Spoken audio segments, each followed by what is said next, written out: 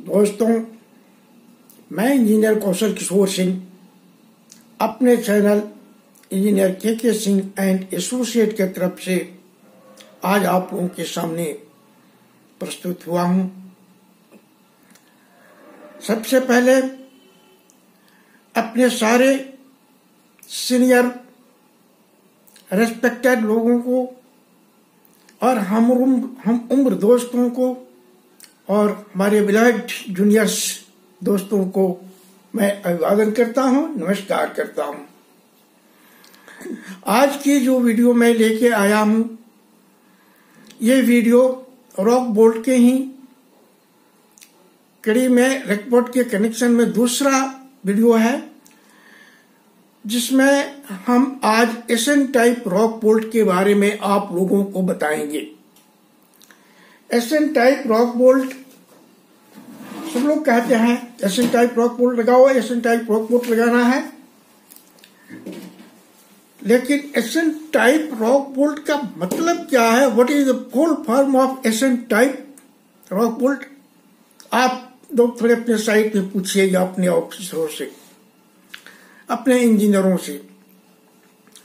तो सबसे पहले मैं बता दूं कि एसएन टाइप रॉक बोल्ट का फुल फॉर्म होता है एस्टोर नॉरफोर्स रॉक बोल्ट या रॉक एंकर।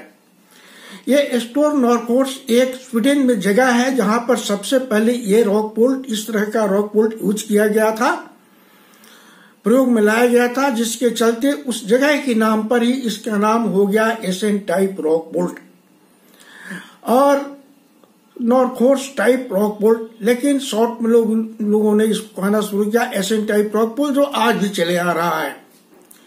कुछ लोगों ने जो अपनी दलील दी है कि उनके हिसाब से एसएन टाइप रॉक बोल्ट का मतलब होता है seal soil nail rock bolt, लेकिन यह सही नहीं है।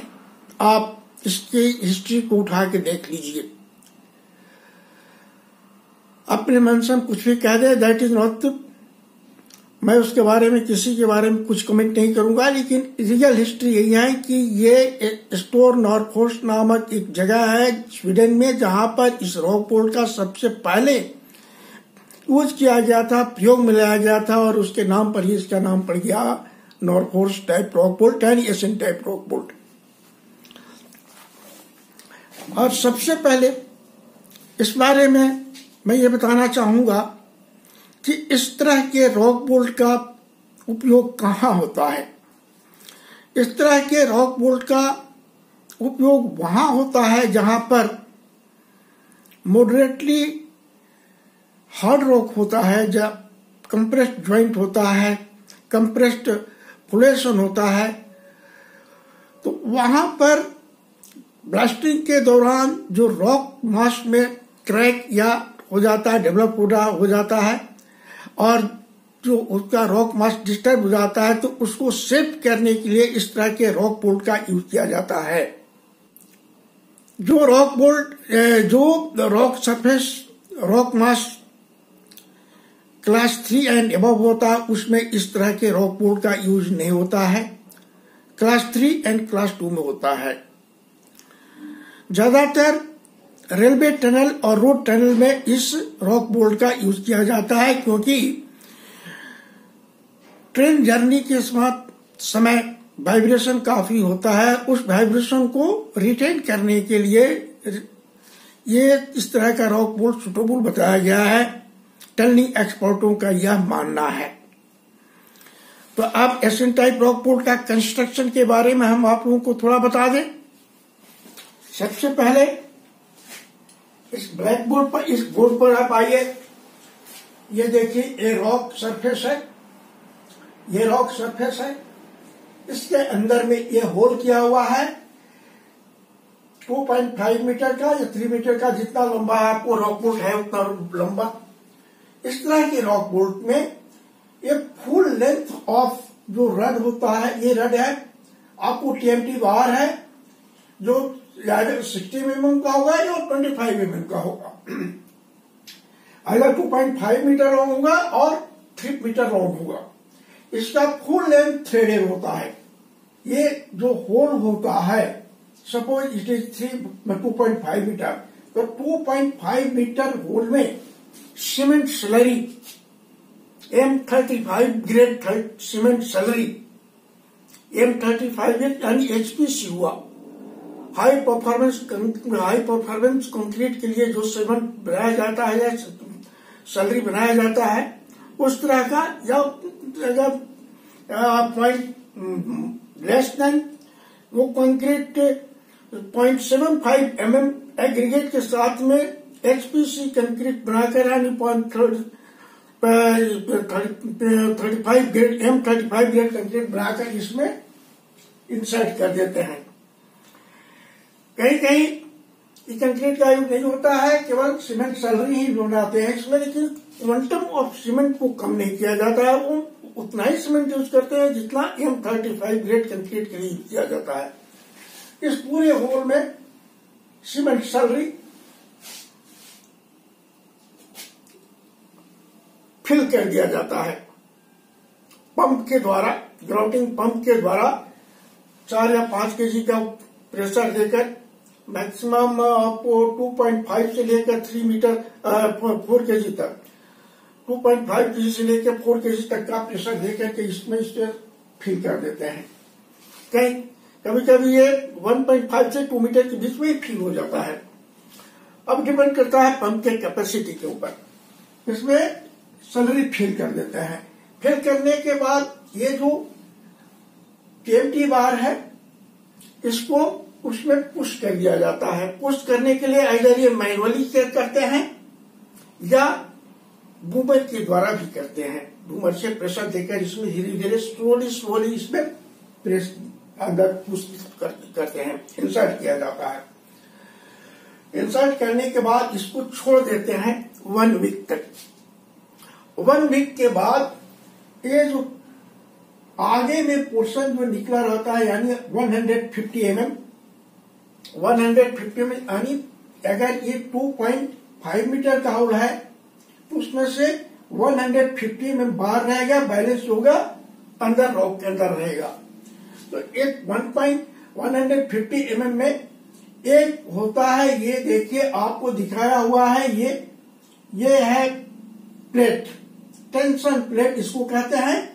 इसको इसके ये सर्कुलर शेप में होता है, इसमें इसको फंसा करके इसमें फिट करके और रॉक के साथ इसको रॉक सर्किट के साथ में इसको सटाकर मैंने टच कर और इसको जो है इसके बाद एक ये वॉशर, सर्कुलर वॉशर होता है, जिस वॉशर को इसके जस्ट इस प्लेट के पीछे रखते हैं और ये एक उसके बाद एक हेक्सागोनल बोल्ट नट होता है जिसको कि टाइट किया जाता है। टाइट करने से क्या होता है, इसमें टेंशन पड़ता है और रॉक बोल्ट जो है बीच में पड़ने वाले रॉक को प्रेशर देकर जब टेंशन पड़ेगा तो ये प्रेशर देता है। प्रेशर देने के बाद ये जो डिस्टर्ब रॉक होते हैं ये काफी कंप्रेस्ड हो जाते हैं और उनको रिइंफोर्समेंट मिल जाता है, ताकत मिल जाता है। तो ये रहा, इसमें देखिए लिखा हुआ सर्कुलर वॉशर, हेक्सागोनल नट, ये रॉक सरफेस और सरफेस प्लेट 10 mm थिक। ये TMT बार आइदर 60 mm और 25 mm, full length threaded SN type rock bolt, full form लिखा हुआ है, स्टोर नॉर्थफोर्स रॉक बोल्ट और भी रॉक एंकर, और यहाँ नीचे लिखा हुआ है ए प्लेस इन स्वीडन, यानी स्टोर नॉर्थफोर्स आज भी एक जगह है स्वीडन में जहां पर ये रॉक बोल्ट सबसे पहले यूज किया गया था और उसी के नाम पर इसको SN टाइप रॉक बोल्ट कहते हैं। सबसे इम्पोर्टेंट बात है रेजिन टाइप रॉक बोल्ट और SN टाइप रॉक बोल्ट में डिफरेंस क्या है कि इसमें हम सिर्फ सीमेंट स्लरी देते हैं और सीमेंट स्लरी जब सेट कर जाता है आफ्टर 1 वीक इसमें ये प्लेट और नट फिट करते हैं, इसको टेंशन प्रोवाइड करते हैं। लेकिन रेजिन टाइप में क्या होता है कि इसमें सीमेंट स्लरी नहीं, सीमेंट कैप्सूल देते हैं। सीमेंट कैप्सूल के बाद रेजिन टाइप कैप्सूल देते हैं। रेजिन कैप्सूल देते हैं जो इसके सबसे लास्ट में रेजिन होता है और वो टीएमटी भाव को then and there immediately set कर देता है। और ये जो रॉ सीमेंट कैप्सूल जो फटता है उसमें से जो सीमेंट निकलता है उसको चारों तरफ लग जाता है, जिससे कि उसमें जंग लगने से यानी रस्ट लगने से उसको प्रोटेक्ट करता है। और हम after half an hour resin type rock bolt को टाइट कर देते हैं, टॉप देते हैं फुल, लेकिन एसएन टाइप रॉक बोल्ट में नहीं देते हैं, क्योंकि इसमें सीमेंट स्लरी जब तक उसमें फुल स्ट्रेंथ नहीं गेन कर लेता है तब तक इसको टाइट नहीं करना है। After 1 week, 10 days, 15 days quality control division जो डिसाइड करता है कितने दिनों बाद इसका फुल स्ट्रेंथ आ रहा है, उतने दिन के बाद इसको हम रॉक बोल्ट ये प्लेट, वॉशर और नट को फिट करते हैं। दूसरा चीज है कि resin type rock bolt temporary है, कंप्लीट टेम्पोररी है, क्योंकि ये रेजिन जो लगता है ये स्टील को डिस्ट्रॉय कर देता है, लेकिन इसमें नहीं। ये सीमेंट स्लरी इसके साथ लग करके इसको चारों तरफ जो उसमें लेयर बन जाता है और उसके साथ सेट कर जाता है। ये रेनफोर्स स्टील का काम रेनफोर्समेंट का काम करता है। तो ये इसको हम टेम्पोररी नहीं कहेंगे। बहुत जगह देखा गया है कि बहुत सारे टनल में, रोड टनल में मैं देखा हूं कि केवल ये रॉक बोल्ट दे करके टनल को फिनिश कर दिया गया है, उसमें रोड गाड़ियां चल रही है। मगर रेलवे टनलों में हम देख रहे हैं जैसे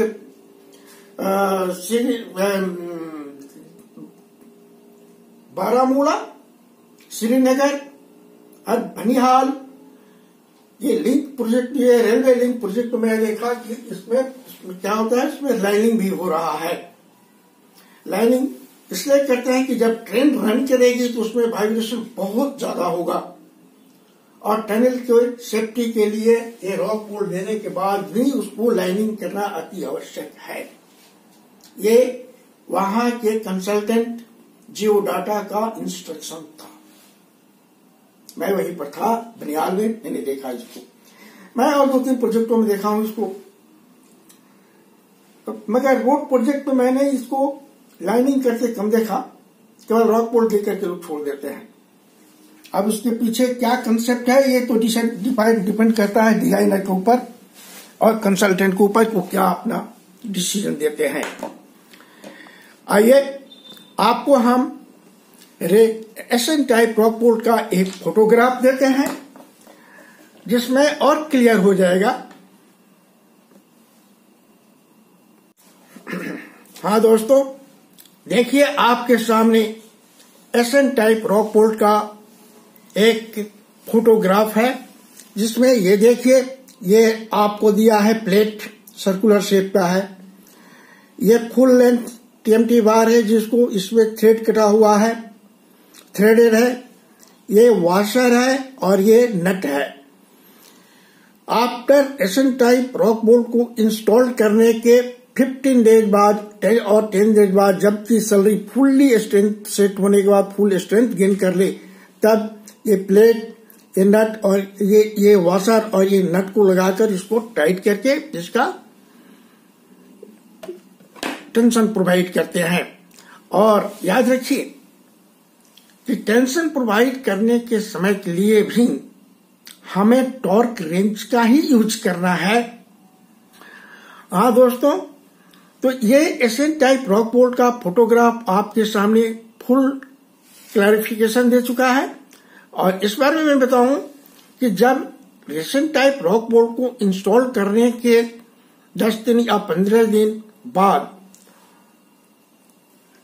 जब क्वालिटी कंट्रोल डिपार्टमेंट हमको अपना सिग्नल देता है, हम उसको क्या करते हैं, ये प्लेट फिट करते हैं, वॉशर फिट करते हैं और उसका नट फिट करके उसमें क्या करते हैं, उसको टेंशन प्रोवाइड करते हैं। और टेंशन प्रोवाइड इसकी याद रखिए कि नट को टाइट करना ही टॉर्किंग है, उसका टॉर्किंग उसी तरह से होता है।